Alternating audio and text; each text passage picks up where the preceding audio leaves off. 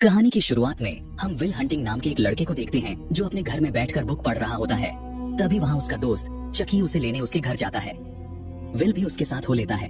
वे car में बैठते हैं और निकल पड़ते हैं। यहाँ यूएसए की MIT यूनिवर्सिटी में मैथ्स के मशहूर प्रोफेसर जेराल्ड अपनी क्लास के दौरान विद्यार्थियों को बताते हैं कि उन्होंने हाल के ब्लैक बोर्ड पर मैथ्स की एक मुश्किल प्रॉब्लम को लिखा है और जो कोई भी उस प्रॉब्लम को सॉल्व कर देगा उसका नाम MIT टेक अखबार के फ्रंट पेज पर छपेगा। विल MIT यूनिवर्सिटी में एक सफाई कर्मचारी था जो हाल में सफाई के दौरान उस ब्लैकबोर्ड पर लिखी मैथ्स की प्रॉब्लम को बड़े गौर से देखता है और एक ही नजर में वो प्रॉब्लम उसके दिमाग में छप जाती है। वह घर जाकर उस प्रॉब्लम को सॉल्व करने में लग जाता है और अगले दिन हाल की सफाई के दौरान वह चुपके से बोर्ड पर अपना सॉल्यूशन लिख देता है। जब प्रोफेसर को पता चलता है कि किसी ने उस प्रॉब्लम को सॉल्व कर दिया है तो वह फौरन वहां जाता है। प्रोफेसर हैरान था क्योंकि जवाब बिल्कुल सही था। वह सबसे पूछता है कि बोर्ड पर सॉल्यूशन किसने लिखा है, पर किसी को भी यह पता नहीं था। अगले दिन विल अपने दोस्तों के साथ बेसबॉल मैच देख रहा था। वहां उसे एक लड़का दिखाई देता है जिसने बचपन में विल को बहुत पीटा था। विल वहां तो उसे कुछ नहीं कहता, पर बाद में अपने दोस्तों के साथ मिलकर उस लड़के के ग्रुप पर हमला कर देता है। विल उसे बहुत बुरी तरह पीटा है। तभी पुलिस वाले वहां आ जाते हैं। पुलिस वाले उसे अरेस्ट करके ले जाते हैं।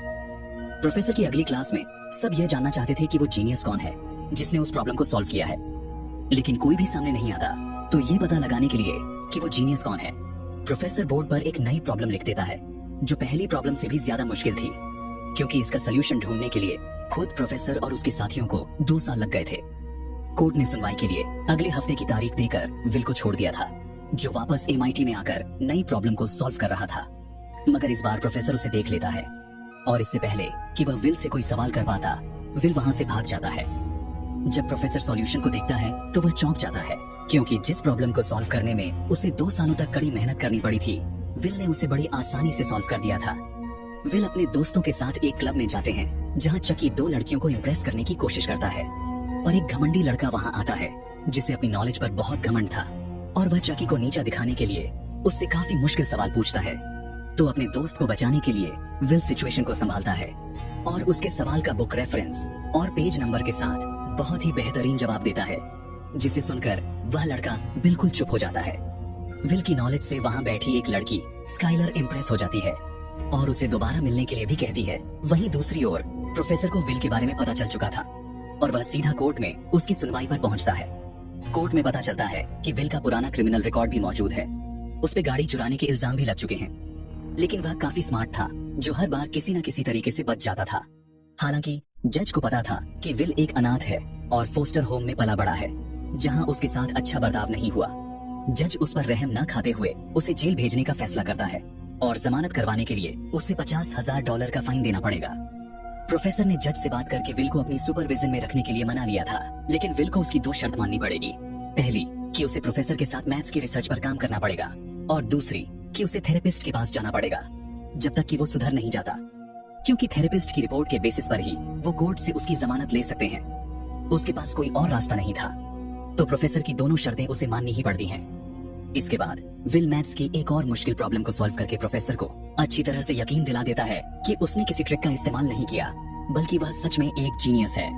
प्रोफेसर को विल पर गर्व था। कल वह थेरेपिस्ट के पास जाने वाला था, इसलिए वो उस थेरेपिस्ट की किताब पढ़कर उसके बारे में सारी इंफॉर्मेशन इकट्ठा करता है ताकि वह उसे बेवकूफ बना सके। और ऐसा ही होता है।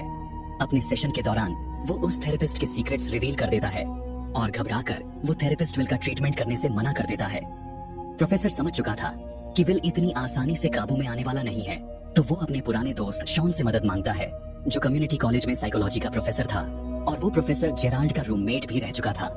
फिर प्रोफेसर जेराल्ड शॉन को विल के बारे में सब बताते हुए कहता है कि विल एक नायाब हीरा है जिसे खुद की वैल्यू का पता नहीं है। वो कोई आम लड़का नहीं है। प्रोफेसर की बातें सुनकर शॉन विल की थेरेपी के लिए मान जाता है। अगले दिन शॉन विल को अपने ऑफिस बुलाता है।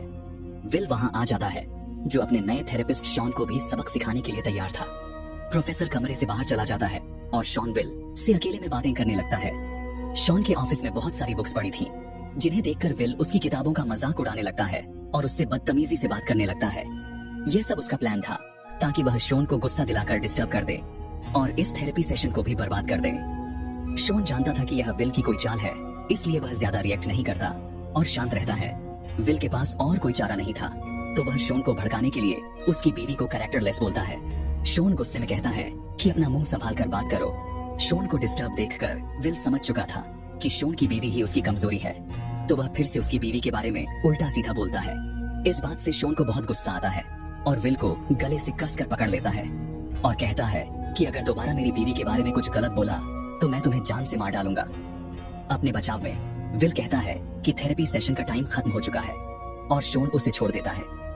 विल बहुत खुश था क्योंकि उसने एक और थेरेपिस्ट को हरा दिया था, लेकिन शॉन उदास था और उसकी उदासी देखकर प्रोफेसर समझ चुका था कि शॉन विल के और थेरेपी सेशंस नहीं लेगा।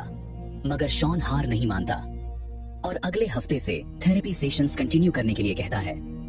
उस रात विल स्काइलर के साथ डेट पर जाता है, जहां उसे पता चलता है कि स्काइलर का परिवार काफी अमीर है और वह हार्वर्ड यूनिवर्सिटी में पढ़ाई कर रही है। स्काइलर को भी विल बहुत अच्छा लगता है। उनकी डेट बहुत अच्छी जाती है और वह दोनों एक दूसरे को लाइक करने लगे थे। अगले थेरेपी सेशन के दौरान शॉन विल को पार्क में ले जाता है। वो कहता है कि तुम्हारी उस दिन की बदतमीजी पर पहले तो मुझे बहुत गुस्सा आया, पर जल्द ही मुझे यह एहसास हो गया कि तुम सिर्फ एक बच्चे हो जिसे इस बात का एहसास नहीं कि वह क्या बोल रहा है। तुम्हें प्यार के बारे में अगर कुछ पता भी है तो उसका आधार है वह नीरस किताबें, जो हमें किसी चीज के बारे में सिर्फ बता सकती हैं, लेकिन उसका एहसास नहीं करवा सकती। दरअसल शॉन की बीवी को कैंसर था। आज भी शॉन अपनी बीवी से बहुत प्यार करता है, इसीलिए विल के गलत बोलने पर शॉन को इतना गुस्सा आया था। वह कहता है कि जिसे तुम अपनी जान से भी ज्यादा प्यार करते हो, उसे पल पल मरता हुआ देखकर कितना दर्द होता है। और इतना कहकर शॉन वहां से चला जाता है। विल को अपनी गलती का एहसास तो हो चुका था, लेकिन अभी भी उसमें काफी ईगो थी। अगले दिन वह चकी के साथ कंस्ट्रक्शन साइट पर काम करने चला जाता है और शाम के वक्त वो स्काइलर को कॉल करता है। स्काइलर फोन उठाती है, लेकिन विल के दिमाग में कोई हेजिटेशन थी जो बिना कुछ बोले ही फोन काट देता है। तीसरे सेशन के दौरान विल कुछ भी नहीं बोलता, तो उसे चुप देखकर शॉन भी खामोश ही रहता है, क्योंकि वह जानता था कि विल अभी भी उसके साथ माइंड गेम्स खेल रहा है। सेशन का सारा समय यूं ही दोनों की लंबी खामोशी में खत्म हो जाता है। विल प्रोफेसर जेराल्ड के साथ मैथ की रिसर्च में विल बहुत बढ़िया काम करता है। जिन प्रॉब्लम्स को कुछ मैथमेटिशियन सालों से हल नहीं कर पाए थे, उन प्रॉब्लम्स को विल बड़ी आसानी से सॉल्व कर देता है और प्रोफेसर को मानो यह सब एक चमत्कार लग रहा था।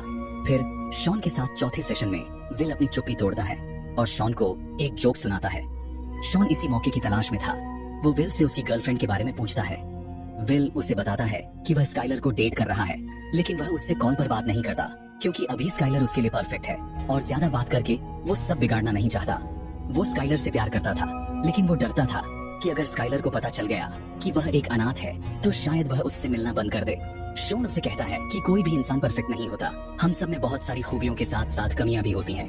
मेरी बीवी को मरे हुए 2 साल बीत चुके हैं और उसकी ऐसी ही छोटी छोटी बातों को मैं बहुत मिस करता हूँ। इसी तरह मुझ में भी बहुत सारी कमियां हैं जो शायद दूसरों के लिए बहुत अजीब होंगी, लेकिन वो मेरी बीवी को पसंद थी, क्योंकि हम जिससे प्यार करते हैं हमें उसकी खूबियों के साथ साथ उसकी कमियों से भी प्यार हो जाता है। ना तो तुम परफेक्ट हो और ना ही स्काइलर परफेक्ट है, लेकिन अगर तुम दोनों एक दूसरे से प्यार करते हो तो तुम दोनों एक दूसरे के लिए परफेक्ट हो सकते हो। विल पर शॉन की बातों का असर होने लगा था। शॉन की बातें सुनकर विल स्काइलर से और भी ज्यादा घुलने मिलने लगा था और उनका रिश्ता और भी मजबूत हो रहा था। इसी दौरान विल स्काइलर को अपने दोस्तों से मिलाता है, पर वह उसे अपनी सच्चाई नहीं बताता कि वह अनाथ है। अब विल को हायर करने के लिए बहुत सारी कंपनीज के ऑफर्स आने लगे थे, तो प्रोफेसर शॉन से मिलता है ताकि शॉन जल्द से जल्द उसकी रिपोर्ट बनाकर उन्हें दे और वो विल का करियर प्लान कर सके। लेकिन शॉन कहता है कि विल को अभी वक्त चाहिए और मुझे लगता है कि विल को डिग्रीज, मेडल्स और शोहरत नहीं चाहिए, बल्कि उसकी मंजिल कुछ और है। और अगर हमने उस पर किसी तरह का दबाव बनाया तो विल हमेशा के लिए यहाँ से भाग जाएगा। बावजूद इसके जब प्रोफेसर विल को इंटरव्यू देने के लिए कहता है तो विल अपनी जगह अपने दोस्त चकी को इंटरव्यू के लिए भेज देता है, जो इंटरव्यू कंडक्ट करने वाले स्टाफ से ही पैसे लेकर चला जाता है, क्योंकि स्काइलर अपने फ्यूचर के लिए कैलिफोर्निया जाने वाली थी। तो वो विल को अपने साथ कैलिफोर्निया चलने के लिए कहती है ताकि वो दोनों एक साथ रह सकें, पर विल इसके लिए तैयार नहीं था। वो स्काइलर से बहुत प्यार करता था, लेकिन अभी भी उसके अंदर किसी तरह की इनसिक्योरिटी थी। उसे लगता था कि स्काइलर उसे छोड़कर किसी अमीर लड़के के साथ शादी कर लेगी। विल की बातें सुनकर स्काइलर को लगने लगा था कि विल डरपोक है, जो अपने कंफर्ट जोन से बाहर निकलना नहीं चाहता। इस बात पर उन दोनों में झगड़ा शुरू हो जाता है। स्काइलर कहती है कि मैं जानती हूँ तुम मुझसे झूठ बोलते आए हो कि तुम्हारे 12 भाई हैं, बावजूद इसके मैं तुमसे प्यार करती हूँ। यह बात विल को ट्रिगर कर देती है और वह गुस्से में सब सच बोल देता है कि हाँ, मेरा कोई परिवार नहीं है, मैं एक अनाथ हूँ और जहाँ पर मैं रहता था वहाँ का केयर टेकर मुझे बहुत टॉर्चर करता था।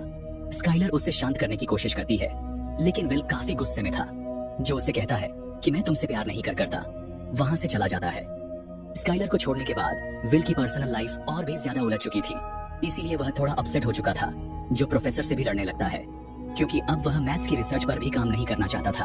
भले ही वह जीनियस था, लेकिन अभी भी वह अपनी लाइफ में फोकस्ड नहीं था। विल के जीनियस स्किल्स देखकर उसे नेशनल सिक्योरिटी एजेंसी में कोड ब्रेक करने के लिए जॉब की ऑफर आती है, जिसके बारे में वह शॉन को अपने अगले सेशन में बताता है। शॉन जानता था कि विल ने आज तक किसी से भी खुलकर अपने दिल की बात नहीं कही, ना ही अपना दर्द किसी के साथ साझा किया है। इसीलिए उस दर्द का गुब्बार जो उसके अंदर आज तक दफन है, वो बाहर आना बहुत जरूरी है, नहीं तो विल एक नॉर्मल लाइफ नहीं जी पाएगा। शॉन उससे पूछता है कि तुम्हारा दिल किस चीज में लगता है और तुम अपनी जिंदगी में क्या करना चाहते हो। ये सवाल तो बिल्कुल सीधा था, लेकिन विल अपने दिमाग में इतना उलझ चुका था कि उसके पास इस सवाल का कोई जवाब ही नहीं था। शॉन उससे कहता है कि तुम बहुत काबिल हो, तुम्हारा टैलेंट बेमिसाल है, मगर तुम अपने टैलेंट को इस्तेमाल ना करके और उसकी जगह मजदूरी का काम करके अपनी लाइफ को बर्बाद कर रहे हो। शॉन की बातों का विल के पास कोई जवाब नहीं था। फिर एक दिन कंस्ट्रक्शन साइट पर काम के दौरान चकी को विल के ब्रेकअप का पता चलता है और वह विल से कहता है कि तुम अपनी जिंदगी को बेहतर बना सकते हो, मैं इस काबिल नहीं हूँ कि कोई बढ़िया काम कर सकूं। उसकी बातें विल को सोचने पर मजबूर कर देती हैं, क्योंकि विल अब मैथ्स की रिसर्च पर काम नहीं करना चाहता था। इसीलिए प्रोफेसर को उस पर बहुत गुस्सा था, जो शॉन के ऑफिस में उससे बहस कर रहा था। प्रोफेसर सोच रहा था कि अगर विल हमारे साथ काम नहीं करना चाहता तो उसे थेरेपी टेस्ट में फेल करके जेल भेज दिया जाए। लेकिन शॉन प्रोफेसर को समझाता है कि बचपन में विल पर हुए अत्याचारों की वजह से उसके दिमाग पर बुरा असर पड़ चुका है, जो आज भी किसी पर भी भरोसा करने से और किसी को भी अपने दिल के करीब लाने से डरता है। रही बात उसके दोस्तों की, तो वह हमेशा मौज मस्ती करते हैं, जो बिना कुछ सोचे समझे विल के एक इशारे पर किसी का भी सर फोड़ने के लिए तैयार रहते हैं। इसलिए विल उनके साथ कंफर्टेबल महसूस करता है। शॉन का मानना था कि विल को अपना करियर बनाने से पहले किसी के साथ एक मजबूत रिश्ता बनाने की सख्त जरूरत है, ताकि वह दिल खोलकर जी सके। इसी बीच विल वहां आ जाता है, जो दरवाजे के उस पार से सब सुन रहा था। फिर प्रोफेसर वहां से चला जाता है और शॉन विल को उसके कोर्ट केस की फाइल दिखाता है, जिसमें विल की तस्वीरें थी, जो उस पर हुए चाइल्ड अब्यूज का प्रूफ थी। शॉन ने उसके थेरेपी सेशंस के आधार पर अपनी फाइनल रिपोर्ट भी तैयार कर ली थी। विल मन ही मन सोच रहा था कि वो थेरेपी रिपोर्ट में फेल हो चुका है।